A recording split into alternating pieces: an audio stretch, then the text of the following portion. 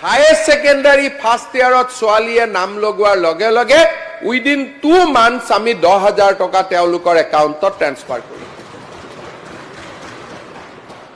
Graduate পোৱাৰ লগে লগে আমি 12,500 টকা আমি তেওঁলোকৰ একাউণ্টত ট্ৰান্সফাৰ কৰি দিম। আৰু পোষ্ট গ্ৰেজুৱেট পঢ়া ছোৱালীজনীয়ে 15,000 টকা মবিলিটিটো পাই আছিলেই, তাৰ লগত আৰু 15,000 টকা পোষ্ট গ্ৰেজুৱেটত পোৱাৰ লগে লগে তেওঁলোকে নাম ভৰ্তি কৰিব পাৰিব। মোৰতো এজনী ছোৱালী, বাকী ছোৱালীবোৰতো আপোনালোকৰ ছোৱালী, হাত চাপৰি মৰাত কি যায়।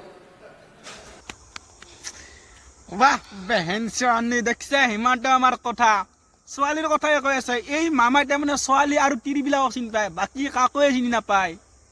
ছোৱালীবিলাকে সুবিধা দিয়ে, ছোৱালীবিলাকক টকা দিয়ে, ছোৱালীবিলাকৰ সমানে ল'ৰাবিলাকৰ একো নাই। আমি কি মানুহ নহয়?